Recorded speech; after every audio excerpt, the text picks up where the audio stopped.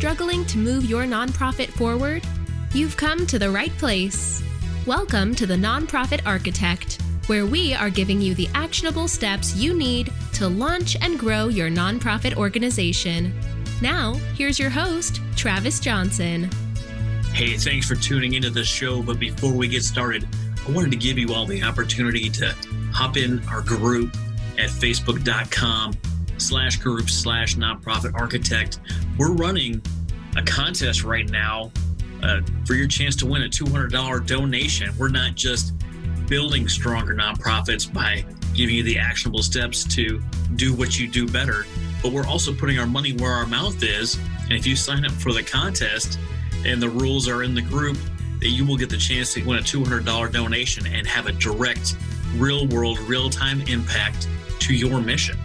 If you're struggling with fundraising, if you're unsure of how to handle a board, if you're not sure where to go and what your next steps are because you have this endless list of things to do, you can also sign up for the Nonprofit Architect Alliance Mastermind Group. Real easy, real low barrier of entry at $50 a month to get in with other leaders like yourself that find themselves stuck. Help let other people in the group solve your problems. If you're doing this thing as a solo shop or without a lot of support from your board, it's hard to know who to go talk to. It's hard to know what to do next. And if you're doing this alone, chances are you're not going to get very far. If you want to go fast, go alone. If you want to go far, go as a group. So also in the group, sign up for the Nonprofit Architect Alliance Mastermind Group and let the experts help build your stronger nonprofit each and every month. Now let's go to the interview. Hey, thanks for listening today. I've got Mark Buzan on the hot seat. Mark, how are you doing today? It's great to be here. Thank you. I always like to get people warmed up before we hop on and record.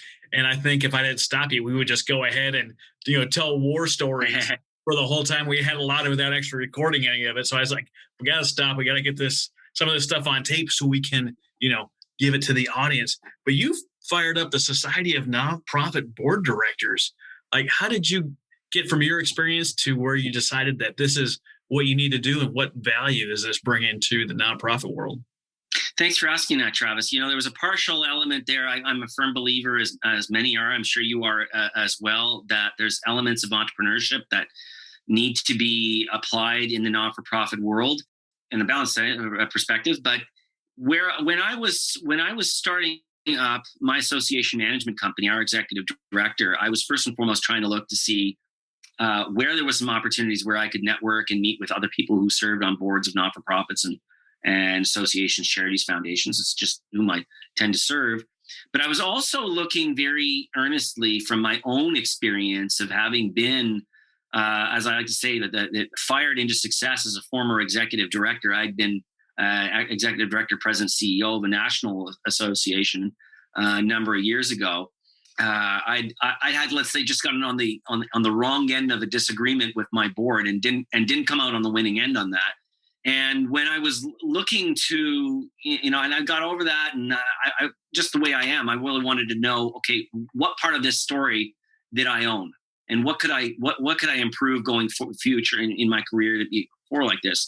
So I set out on a path of trying to figure out who could I network with, who could I go out and talk to in an efficient way of people who serve on boards of not-for-profits and associations. And I was shocked, absolutely shocked, that there was very little out there. I mean, I'm coming from an association world. I firmly believe that there's really no better way to learn than from your colleagues, your peers, etc.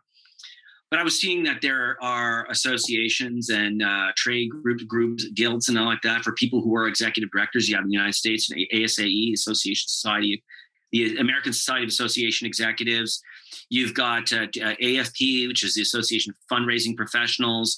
You've got even corporate world. There's corporate director societies as well on all continents around this world. But nothing out there for people who are specifically just geared towards wanting to serve on a board of a not-for-profit and association. I was just flabbergasted by this. There's associations for everything out there. And I thought from further down the path, conclusion I kind of came to is no wonder, in a way, charitables, nonprofits, etc., keep on repeating the same darn problem over and over and over again, because they tend to work, boards and organizations work in their own respective silos, when if they only had the ability, let's say, to actually board members, for example, who are the most geared and like that, had the opportunity to be able to network, to be able to chat with and say, Travis had tried that kind of thing over there and it worked on his board and it worked really, really well. Jill tried the other thing. I don't know if we want to try that. She learned from that experience. We've kind of worked from a flawed thinking, I think, in the not-for-profit world, that if I'm in healthcare, or if I'm in child services, or if I'm on a chamber of commerce of some sort of the board there, I could never possibly ever have anything in common with any of these kinds of things. Nothing could be further than the truth. And in my years of experience, I've seen this happening over and over and over again, where it's maybe a variation of, usually it's a variation of the same darn problem being repeated over and over again. If they only had the sense to be able to come together. And I mean, in my own experience, you only have to look through human history. There's been hundreds of years of why we have guilds, societies, like this, is because you learn from your peers and your professions. And with the importance that nonprofits have in our society, no wonder we haven't made, with the numbers, the millions. I mean, it was like 2.5 million not-for-profit organizations registered in the United States. I think it's probably growing. In my country, it's around 25,000. You would think that by now we would have solved some of the world's ails.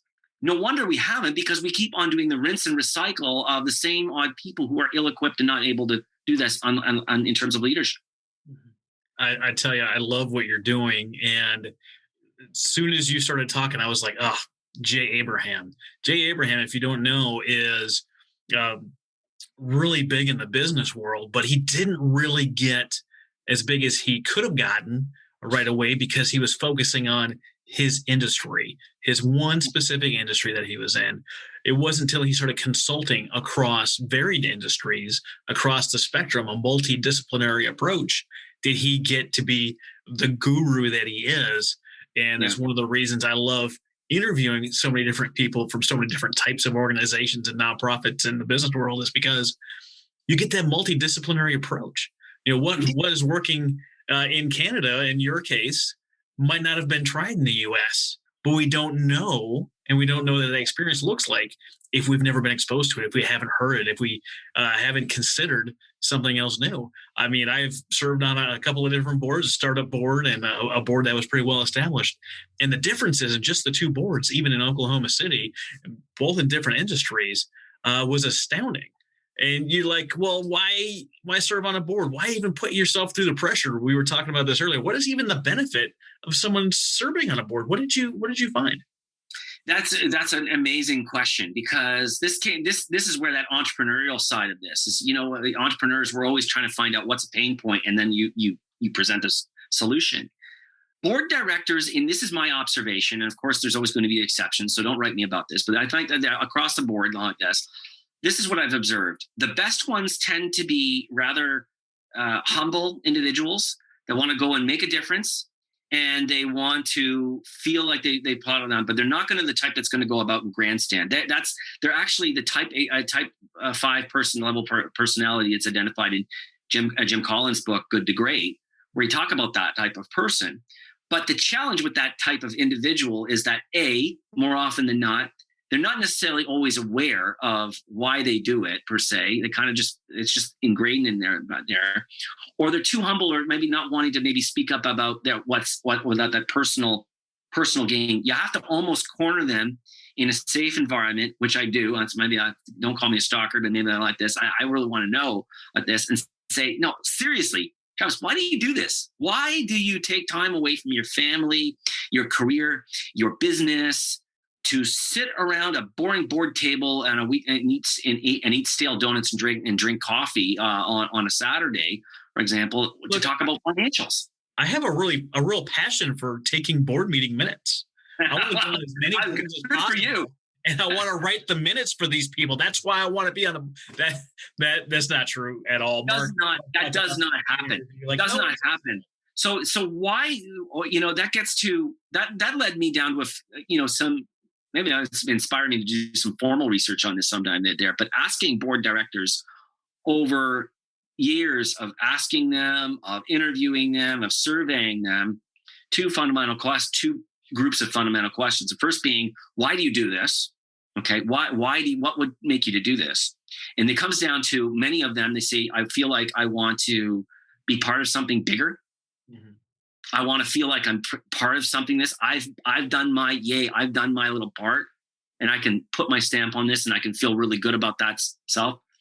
Or as some other board member said to me a number of years ago, he says, Mark, I do this because I want to feel like I'm surrounded by people smarter than me. That particularly knocked me on my derriere, frankly, to be able to say, wow, that is one of the most profound, that's still to this day, it's one of the most profound comments I've ever heard. And it makes so much sense. Isn't that much more enriching to be around a room of people, a really smart, really engaged people, where you come out at this and you're literally, your mind is blown, like, wow, man, that was amazing. That was like, I've got new realizations I hadn't like that. That's a kind of an experience that I would look forward to being part of a really interesting and smart discussion. That's the first reason why they do this. Then the second part of the question that I asked them there later on is saying, what frustrates you, and what would it take for you to get to leave? And that is something that it's a bit of a taboo, I think, in the not-for-profit world, that we just don't seem to really put a lot of effort in.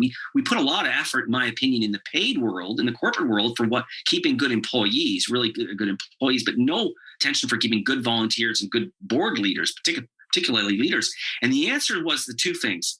I get frustrated when I don't see progress on the mission, and I get frustrated too, and I eventually will leave when I just feel that my time and talents are not being respected.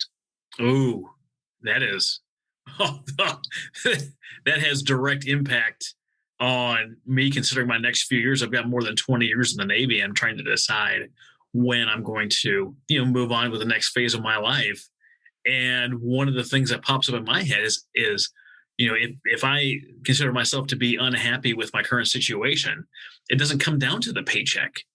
For me, it really comes down to utilization. If I've got the talent and the passion for these things, and they put me up on the shelf, or they keep me on the sideline, why would I dedicate any more of my time to not being utilized and not being called upon and not being engaged with what we do?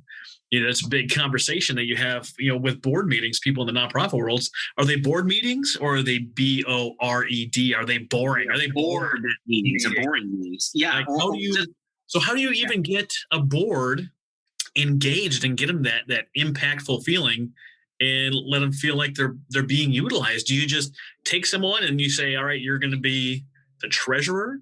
Or do you figure out what talents they have and where to plug them in? How does that work? It starts first and foremost this is an excellent question. I think it starts really at the beginning, to making sure that you've got the right, as Jim Collins says, you got the right people on the bus first and foremost. Get the right people on the bus.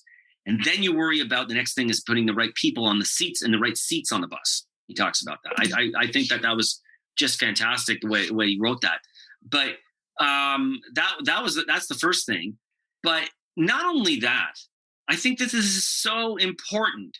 Executive directors, board chairs, boards themselves, we have to challenge this preconception that it's your obligation, or as Dan Pelota puts it, that there is only one possible accepted reasoning for why somebody should volunteer, and that is benevolence. That is the only acceptable reason why somebody should do this. Now, hear me out on this. When people say, oh my God, what are you saying? People want to get like self-gain out of this? Well, hold on a second. Why would somebody take time away from their friends, their family, their career, etc., like this, to contribute? Compensation doesn't always have to be financial. I'm not talking about ever. I would never look, there are folks out there who say that, boards should be, compensated. I can't go that far. I'm not on board with them there. But I do think it's reasonable that this should be a fair exchange. This should be a fair. It's a two-way street. you have to check in with your people, just as you would do in a company like that. You know, check in and say, hey, how's it going for you? Are you happy, or is this working out, or you having some problems? How can we, adapt or change and make this a more inclusive environment for you? The whole kit and caboodle. We hear about this forever, but in the not-for-profit world, well, that's a poo-poo thing that this coffee, we can't possibly talk about that. No, compensation can also be, a little bit of recognition. Compensation can also mean, are you finding this engaging? Our compensation is, are you developing professionally and personally as a result of this? Speaking of that board director I talked about earlier, he said he wanted to be surrounded by people smarter than themselves. Do you feel that you're learning and growing as a result of this? I don't think, I'm not wrong about this, but put in that perspective, I don't think that shouldn't be a controversial political conversation. It's just checking in with somebody to say, how's this going for you?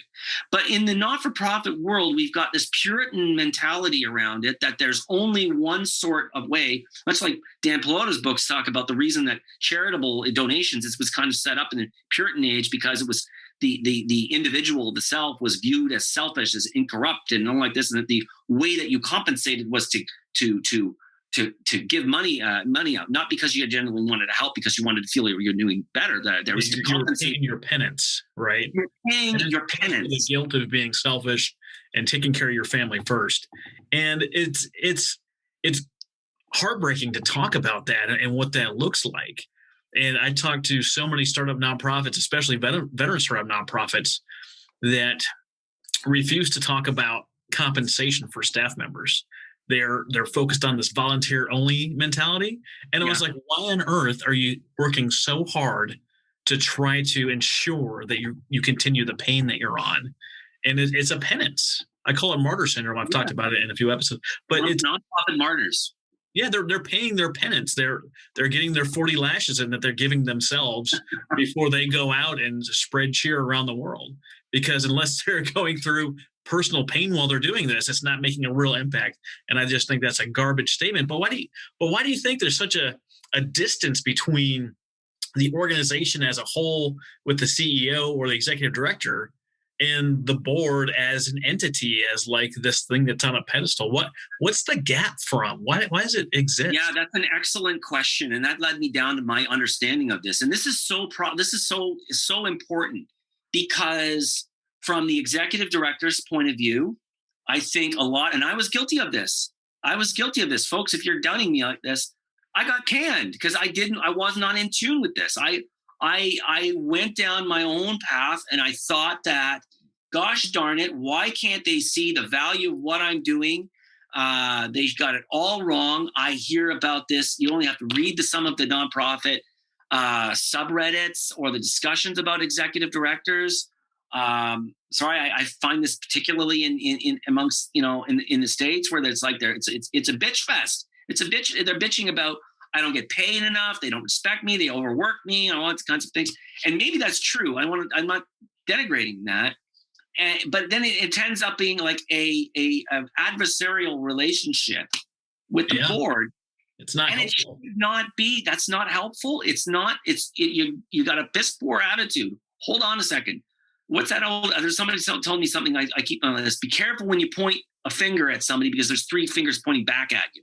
Yeah. There's another side of the coin to this.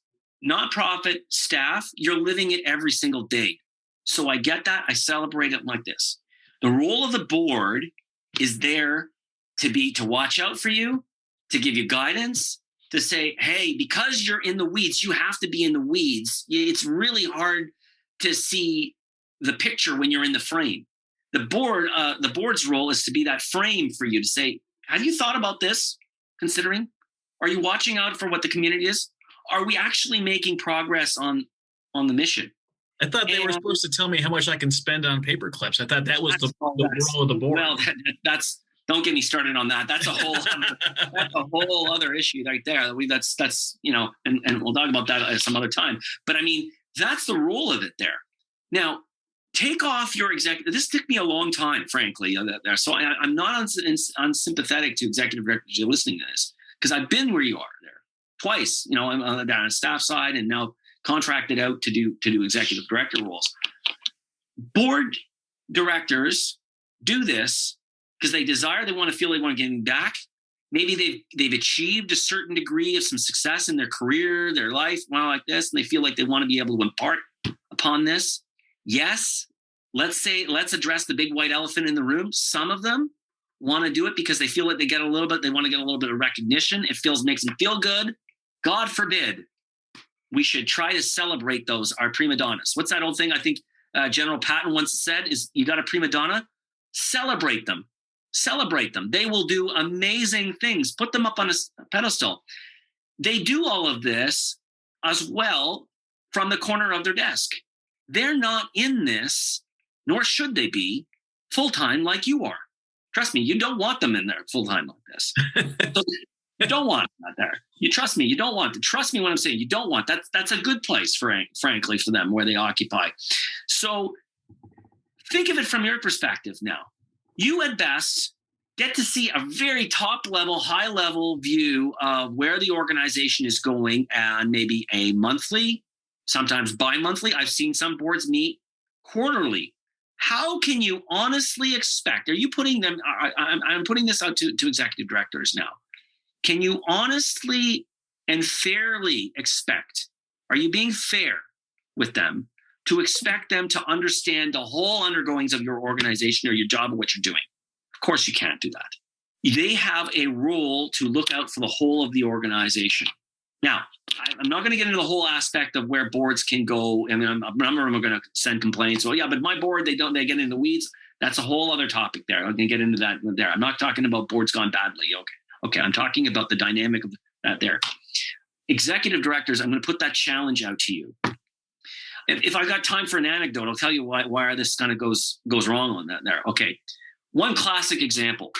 We talked about about counting paperweights or doing minutes or something like this.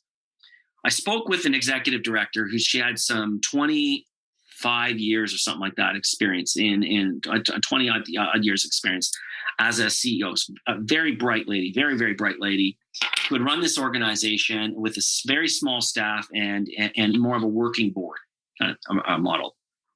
And I told her about the things that made, what would cause them to be frustrated. And she got really kind of defensive. She says, well, we have somebody who has a social media and marketing agency on our board.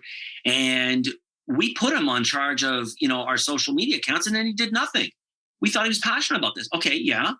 Let me ask you something. What did you ask him? What was he responsible to do? He was supposed to put the tweets out. Okay. This guy runs a marketing agency with how many staff? And you asked him to do the tweets. How enriching do you think that is what this guy does? You just asked him to do what his intern does.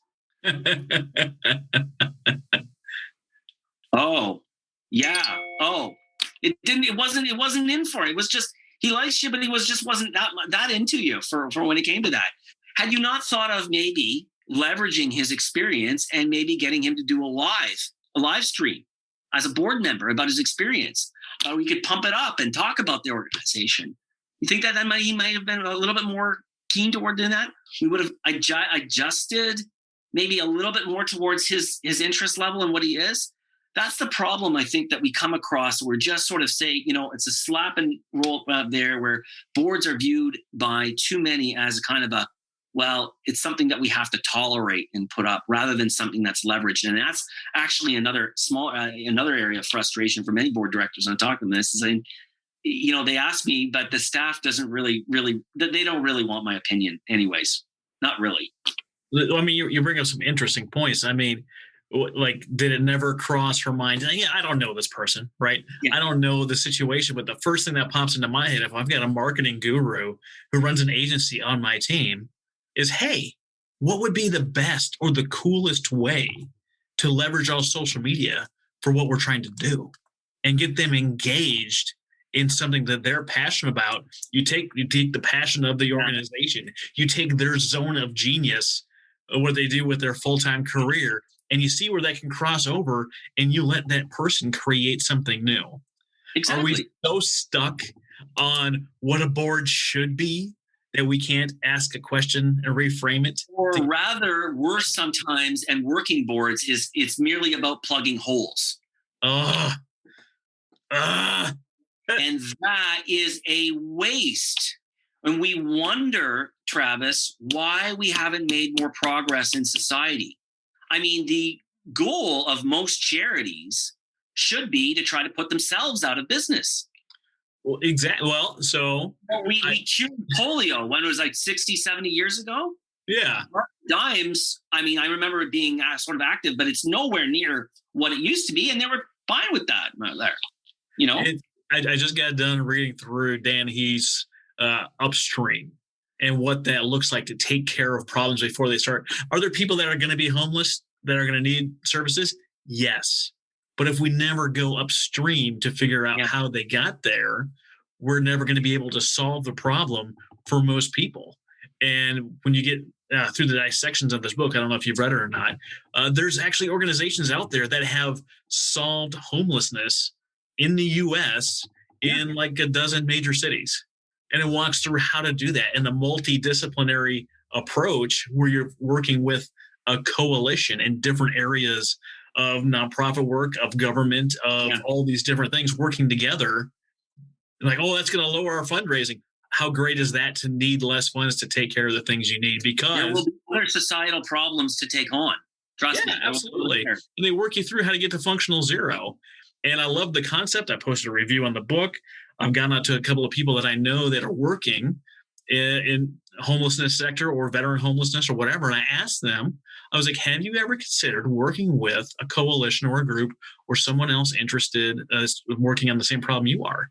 And I got a resounding majority that said they hadn't even considered it. And I was like, did you know that there's cities out there right now that are at functional zero? There's more housing available than long-term homeless people in their city. And they're like, that's not possible. And they haven't even opened up the thought that says the thing that I'm trying to solve, the people that I'm trying to help, you get to that hero syndrome, right? Because they're in the trenches, they're solving the problem and not working on preventing the problem in the first place. And not only did they not even consider it, they haven't read it, they're not even interested until they hear some kind of outside story that it's even possible. And you see much of that, or where I would be willing to bet, I don't know these organizations you're speaking of there, but I'd be willing to bet that the dialogue around those board tables is far different than in the ones that you said that hadn't considered it. Absolutely. They very likely, I'm going to go on a limb here, very likely put a lot of effort in getting the right people on the bus, putting the right people in the right seats on the bus. But I'll go one step further than Jim Collins there, as it from his book there, but regularly checking in to say, how's it working out for you? Have we got a right kind of a culture that's working out for you in this? Are you getting something in? And then as well, I would also be willing to bet, because that kind of a culture creates oneself where it's self-enriching, is that people start asking about where are we moving on the mission? Are we actually making a problem? What are some of the big grand strategy challenges about why this is who do we need to include in this conversation? Those are kind of I don't know about you, Travis, but that kind of a conversation fires me up. That would be, wow, I would look forward to go there. I would drive to the other side of the town or get on a plane and go to a meeting like that, because I would find that really mentally stimulating. That's a reason why in my mind, why board members do this. They won't tell you that because they're a humble bunch. They're most of them there. That's a bit of the frustrating thing, is they won't tell you that up front, because we've got a cultural kind of a thing where, oh, you're just doing this for self-interest. Well, yeah. So we do just about everything out of self-interest at some level. So. Yeah, but that's a bit of the dysfunction, and that's sort of what led me and what drives me with the Society of Nonprofit Board Directors is breaking down the silos, creating opportunities for board directors, the most motivated ones that were not for everybody. If you're content with the status quo, this is probably not your thing. For them to be able to do some cross-pollination and say, you know what, we tried this in this organization, this worked really well. or to break it down and democratize the information about how to be a better board director, how to do continuously improve, how to do agile governance, all these kinds of things, so that you're constantly moving forward and that this is an enriching part of your life. I mean, we only do how many spins around the sun that we do in our lifetime. Make the most of it. Why would you settle for something like this? Anyway, that's just my view on things and what we try to strive for. See, I know we were talking beforehand, and we were talking about people that are just kind of there, just kind of being on the bus, just going along with everything. Yeah. I'm kind of a pain in the butt. I am a questioner. I want to know why we're doing it, why this is the best way we're doing it. We've always done it this way. Well, has that way you've always done it always been successful? Yeah. Why? What would it take to try something new? Why are you willing or unwilling to try something? And sometimes I've learned over the years that that's not the best attitude to have. It's just being a pain. But as I've gotten more mature in my approach to these things, it becomes like, oh, we really didn't consider that before. I was like, well, would you be interested in having a few-minute discussion on this, or can I put together, some reading material on this before we talk about moving forward? Because these same ideas are not going to get you to new places. Yeah, I agree. And, I keep on referring to Jim Collins because I love that. I love this book, Great. But he said it in the social sector. He's got a social sector version of that book. He said, to be effective in the nonprofit world, and you probably are witnessing, you've kind of described a little bit of your own evolution on this. You can't approach it like you're a king, rather much more like you're a senator. And you've got to be a very astute politician to know how to push, know when to lay off the brakes a little bit, know who to get the right people on board there to build something like this, because decision-making processes in the nonprofit world is extremely decentralized. You've got to get, I've had staff, I had a staff member before, he joined my association management firm, and he's just really detail oriented, really good like this, but he would get incredibly frustrated by how long it took things. And I had to remind him, yes, it's decentralized. It seems a little bit messy, but in the end, you actually end up with better decisions. So I think that's something to be said of it, because everybody's bought into this. But the challenge this is that not everybody perhaps is as tough as you, Travis. Some will, unfortunately, the really good ones will just say, you know what? Screw it, I'm gone. Yeah, they'll just leave. They will just leave. And you hear this all the time, the turnover rate for executive directors or CEOs, for fundraising professionals, and sometimes quality board members. The numbers are astounding. You're looking between 8 months and 20 months, so less than 2 years. We're just cycling through these people. I was an aircraft mechanic for a number of years before getting commissioned in the Navy. And if you keep using the same tool over and over and over again, and sometimes you start using it like a screwdriver, then, it becomes a hammer, and, you're using it things for something that wasn't designed for, well, you end up wearing that tool out. And it's the same thing that we find in the nonprofit world, where you get an executive director and you expect them to do everything, or you get that fundraiser and you run them through the ringer. Their zone of genius is networking and putting together big collaborations, but you're bogging him down with administrative paperwork that can be done by any intern, any VA, any first-time guy, but you're burning them out on the minutia. Or you've got a great couple of volunteers that love what you're doing. They love being part of the organization. That is their zone of genius, and they love you for it, but then you never give them any recognition. Or the agency, the marketing agency guy who you gave him the tweets to put the tweets out. I mean, Yeah. That would be like someone asking me, as, the nonprofit podcast host and a consultant, former board member, volunteer, like, hey, we'd really like you to show up to the event, and could you, set up tables? Not only does that not utilize my skill set, it's almost insulting. Yeah. Now, if I'm there and people are putting on tables, I'm going to go pitch in. But if you brought me there just to set up tables, like, dude, why you completely missed the bus on why. That goes to what I was saying about the number 2 reason about why, 1 or 2 reasons about why they would leave. Yeah. And the worst part about it is most of them won't say. They'll just say, oh, my family or time commitments have changed and I've got to move on like this. And Yeah. Unfortunately, in the nonprofit world, we kind of just take that and say, "Oh, okay, well, sorry to see you go." I challenge you, dig a little deeper. Dig a little deeper into that, folk. You're going to get some interesting information. I had a question come up in one of my Facebook groups this week.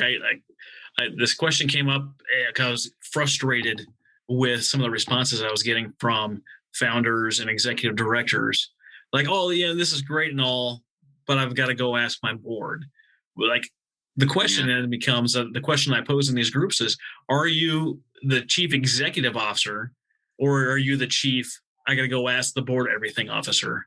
And what does that look like?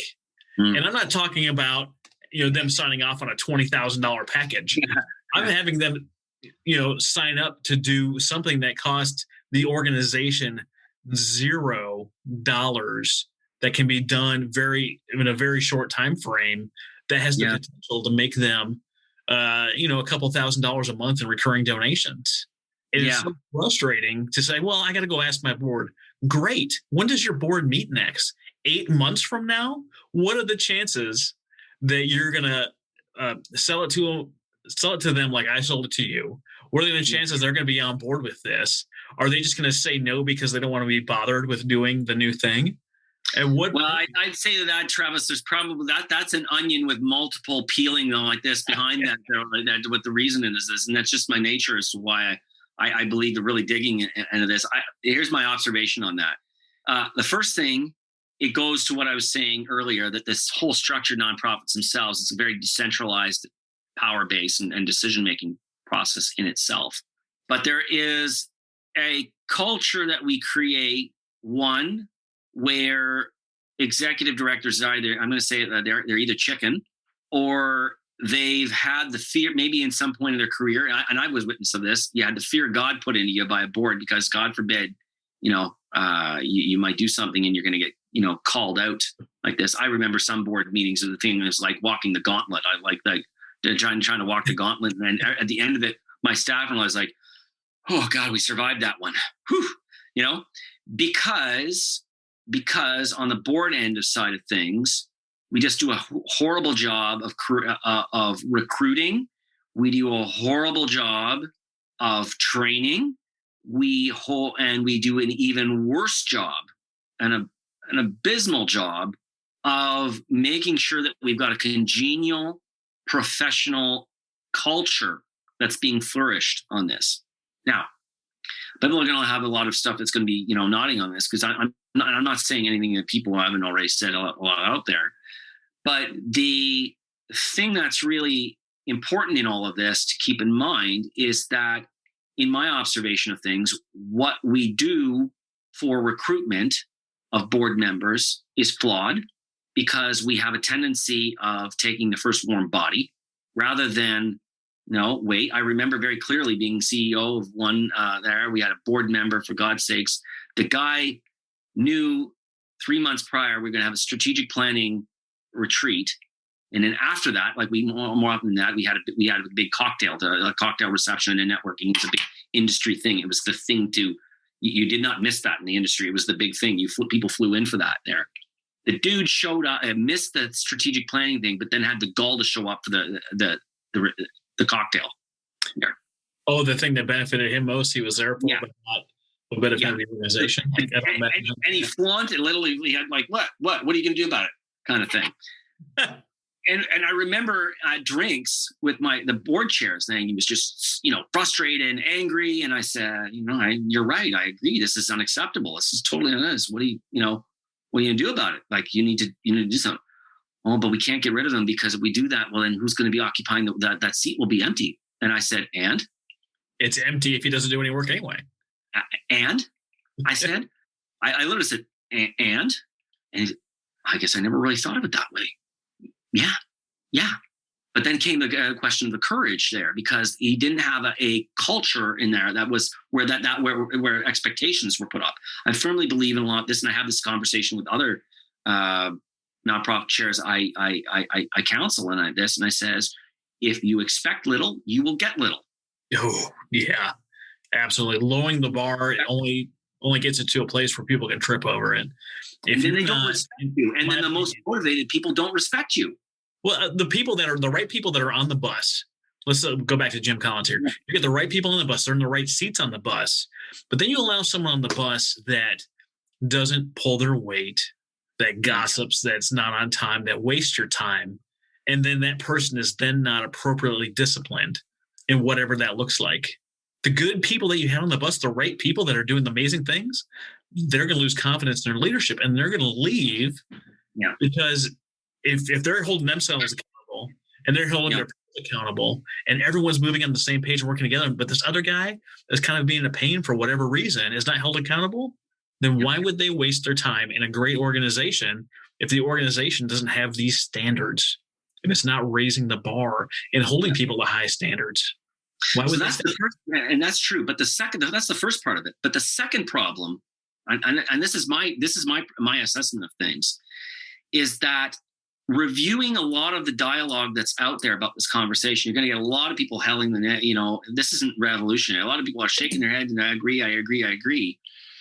But that which is put out there for board directors, in my opinion, tends to be coming very much from the perspective of former executive directors, staffers, or consultants who used to be executive directors. And nothing wrong with that. I am one of those guys there. Hey, me too. Yeah, exactly. Their perspective on things is very different. And it comes from almost a punitive kind of Charlie Brown, wonk, wonk, wonk, like teacher right there saying, thou shall do this and thou shall do this. That's nobody joins a board or volunteers their time to follow rules. They do it for the inspirational thing, and you get them first on the inspiration, and then you create the culture, and they self-govern themselves like this. And the training that you provide has to be presented as well in an inclusive fashion from the perspective of the receiving end of things. If you give somebody, like a lot of the stuff that's out there about governance training, in my view of things, is very much. You need bloody well a PhD in governance and corporate governance and law to be able to understand or make out what that means. When, again, this is not their full-time job. I want to repeat that again. Repeat this always to yourselves, executive directors. This is not their full-time job. Understand that. It's not. It's not reasonable to expect it. You've got to be able to break it down in bite-sized pieces that make sense, that is practical, that is easily adaptable for somebody to be able to quickly get. And that is where I think is the biggest part of the problem we're trying to address, at least with the Society of Nonprofit Board Directors, is break it down into a fashion that's not overwhelming, that's agile and it's adapting, but it's also from the needs and the perspectives of board directors, which is different than staff.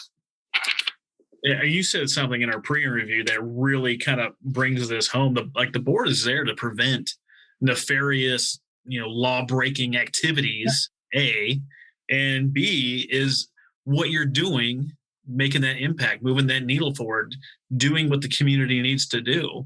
And I think if you can answer those two things and understand what the mission is, then you're at least doing your base level job as a board member. Yeah. I don't know what kind of impact a board is going to have if they're not trained. Me as a consultant, and you probably have the same thing. You get frustrated when you talk to someone. And again, I'm in the military, and I always end up going back to that stuff. Is you're in the military, you spend serious time, serious money on training and planning. That is what you do. Unless you are boots on the ground, airplane in the what you are training. And then you get into the nonprofit world, or heaven forbid, veterans that start nonprofits, and they have never considered training, putting aside a budget for training. Like, are you training your CEO of your organization, your nonprofit, like the money that would be spent on a CEO of a for-profit organization? Or how about for the department heads, for your program managers? Are they getting training? Is your board getting training? Do you have a chunk of money in your budget to enrich the lives of the people in your organization for their own personal and professional development, and to do a better job for your organization and for your mission to ultimately impact the community that you serve? Yeah, no, I completely agree. But also developing the training in formats that are easy to digest. because I've also had my chats with a number of board directors and like this, and say, I think if you come at them heavy and hard with you got to know this, you got to know this, or particularly, or you got to know not to do that, not to do that, not to do that. That's hardly inspirational. A job predicated on what you're not supposed to do is hardly inspirational. And I think we lose people on the front end, good, qualified people who would go into and do amazing things in the corporate world, in leadership roles, and do amazing things and be a great people to work with. We lose out on them as leaders because of what much has been said. It's been the training out there is too voluminous. It's too complicated. And I think in many ways we have to simplify it and bring the board role down to its bare bones at the nonprofits for what it's really supposed to be. Like you said, it's to watch out, which is really, frankly, only a small part of things. Because most I do believe most nonprofits are well run, and in many respects, they're probably better run than for-profit entities. But utilizing the best of our society's leaders to solving our society's ails. And you do that by constantly checking in and saying, how are we making progress? What are some of those roadblocks? And how do we put our collective, that's the whole point of having a board, a group of people. We're going to put our collective heads together and say, how do we tackle this darn problem? Mm-hmm. How are we making a movement on this? Not to literally rehash or have the executive director rehash a report of everything that they did the last week. Don't care. Don't care. Send it to me in an email if you must. I'll look at it, and if I have a question, I'll take it up with you there. But don't utilize my time. I mean, on board meetings sometimes where it's like 2 bloody hours of reports, and we didn't. And maybe at best 10. I was on one more meeting recently where a 2-hour meeting, 10 minutes of which we were talking about discussions about things that we, some strategy. So send me the reports in a read ahead. And if I have questions, I'll follow up an email before the board meeting. Like, hey, this is a little confusing. Can you explain it to me either in an email or, sometime after the board meeting? That's not what board meetings are for. Like, but when I look at organizations, I think that they don't really give their board a direction. They're just there, especially if especially if they're young. And I know there's some people like, Chuck Loring out there that say that you got to have your board members be 3 things: ambassadors, advocates, and askers. And if you haven't asked potential board members if they're willing to do these things, then chances are you don't have the right person on the bus. I've got a coaching client over the last year. We've been working her bylaws and some different things. And, she made one of the mistakes that a lot of startups make. And they had, really absentee board members, just people sign a piece of paper so they can incorporate, and that's not encouraged at any level. But I was like, well, it's time to recruit board members that are going to make an impact. And, one of the things I always have them do is like, do you have 5 hours or 10 hours a week or sometime a week to dedicate to this job? Because people, I think, will weed themselves out whether they have the exact time or not. But, put it out there, see what you got. We came up with a board questionnaire and stuff. And she was maybe thinking she was going to get 2 or 3 people interested. And I was like, no, you're going to get 10 or more interested. She had 15 highly qualified individuals that were knocking on her door when she put that out there to try to be on her board.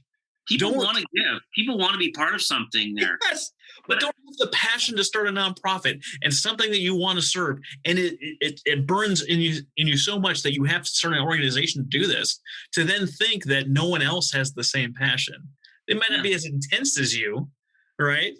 But there's people out there willing to serve darn near anything that you're going to come up with. But you have to ask. And when she went out there, she called me immediately. She said, I cannot believe that I got this many people involved. I was like, that's actually right around the area that I thought would be interested. And she's like, really? I thought it was going to be this. And I was like, why do you think so little of yourself and your purpose? And she's like, she wanted to say I don't, but she was like, I do think that it's not that important. I was like, no, that's not true. Based on the amount of stuff that you've put together, based on the amount of stuff that you're dedicating your life to this thing, your events are off the chart. I see nothing but great reviews in your social media group. People are engaged in what you're doing. At what part of that do you not feel like you're enough? Yeah. You're more than enough. and the type of leader that you are, the type of visionary you are, people are going to surround you. And this is evidence that you're doing the right thing. So get them on board, get them interviewed, and make sure you know what you want your board to do. Like, oh, their board hasn't been doing anything. Have you told them what you would want them to do? Have you told them to talk to 5 people a week about your mission? Have you told them to share every social media post if that's an expectation you have? Have you told them? Yeah, very much. Well, what's that say? I said before, expect little, you will get little. Expect a lot of stuff, you will get a lot. I would say that congratulations to her, but I would say she probably would have even gotten more out of that if she had even taken a step further and said, and just like any job description, the good ones, they have a little paragraph about what you can get, why you should join our company. Yeah, absolutely. No board postings I've ever said is what you're going to get out of this. None of them. I've never seen one yet. I hope I see one of these days, but I personally have never seen that where they actually said, this is what you can get out of this experience and why interesting. It's important for because I've never seen one either. And usually in the business world, you want to pitch something as the benefit or the what's in it for me. Like, why do you want to encourage? If you got a business, you want the best candidates because it's your people that make your organization be what it is, right? So you want an amazing pool of resumes coming in. You got to pitch it a little bit. Yeah. But we don't do that in the nonprofit world for your most important advisors. What's that saying? The best, you want something done, get a busy person. Yeah, absolutely. My big thing is holding people accountable. When people first meet me, they often say that I'm generous and kind, but they don't usually say that I'm nice because holding people accountable is apparently not nice. How? People don't, not everyone's ready to be held accountable, and I don't blame them. But how would you encourage an organization that's maybe struggling with their board interactions to have their board held accountable for the things they said they were going to do? Well, that comes down to, again, once against the code of conduct there. But if you set it out clearly from the process, the best way in my book about, ways to vet and recruit better board members, I said it's your best ways of creating the right culture is cutting it off at the pass to begin with. Now, if you've got a bunch of, bumping logs already on the board, that's a whole other problem. You're going to have to work through that. But your best way is right from the beginning is to start setting up expectations on one hand, but yes, also to attract those right type of people. We can't just always go things out with the stick. You got to offer a little bit of the carrot on this. You have to have the stick. You need the stick. But you need the carrot. And the carrot of that is, this is why we think we're amazing. And this is why I think you're going to get something out of this. And why we need really good leaders like yourself. Mark, I love everything we've talked about today. I wanted to give you a chance before we cut it off here to talk about what you have on the horizon. Indeed. Look, what I've learned over the years has not been easy, frankly. As I said, I like to say a little now, I can say it 5 years later, a little bit, tongue in cheek. I was fired into success. I learned a lot of the hard ways about what makes for a good board, makes for a good dynamic, what makes for a good relationship between an executive director and their board, what makes for board members, the best board members to want to be involved, to be engaged. And that's what's been the emphasis largely behind the Society of Nonprofit Board Directors, where we've created this environment like this. And what we're doing now, February 26th to 28th, is the Nonprofit Board Summit. So you can go to nonprofitboardsummit.org. This is a 2.5-day intensive conference wherein you get input, where your board chair and your board members are going to get everything they need to know about what's going to make for a personally transformative volunteer leadership experience, how they can be much more effective, how they can be much more strategic, how they can move themselves in terms of recruiting better, how they can get themselves out of the weeds, understanding how to have a better relationship with their CEO. All of which, and what makes this so wonderful, is that this is not a conference program that was made by me. I wish I could say I was a smart guy behind it. No. July, August of 2020, we put out a call to board directors, hundreds of them, and asked them, what frustrates you? What do you want to learn more about there? And the responses we got were overwhelming, over 50 responses. And the program that we have at nonprofitboardsummit.org is reflective of their comments as well. So if you're a board director and you're not content simply just with playing it easy, you want to make 2021 a year of impact, I challenge you, encourage you to go and check that out. Check out the nonprofitboardsummit.org and also nonprofitboarddirectors.org as well, the society behind it. If you're an executive director, this isn't specifically for you, but I'm going to put this out to you. This is an advantage to you. Take it from me. Your best boss, your board, is an informed one, okay? The best bosses are the ones that know their stuff. They know their stuff. They're a joy to work with. It's far more effective, far more easier as well, I bet, probably with spending limits, to get a board member or a few of your board members in as well, wherein you can get them trained over a week. They can connect and learn from others as well as to what works. So in the end, as a result of them going this, you're going to have a better boss and a better working there, and you're going to enjoy coming to work. So certainly hope that as many of you come out there and register. We've got a amazing faculty of speakers that are just amazing. And check it out again at nonprofitboardsummit.org. Thanks for that, Mark. Who's going to be your headliner this year? Who's your top speaker? Yeah, our keynote speaker, her name is Margie Worrell. Margie Worrell is whole topic is about bravery and assuming your role in terms of leadership. And I think that this is I'm so excited, frankly, for her talk in particular, because often enough, change really only happens in nonprofits when you've got that right person who's got enough gumption to say, that's it, I'm doing it. Damn the torpedoes, full steam ahead. We're doing it. That takes a lot of guts. That takes courage.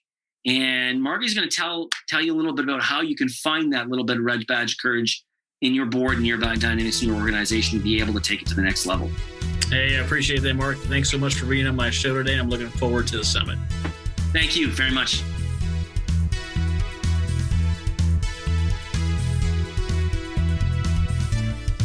You've been listening to The Nonprofit Architect. To listen to all our past shows, visit http://nonprofitarchitect.org. And be sure to subscribe, rate, and review our show. Thank you.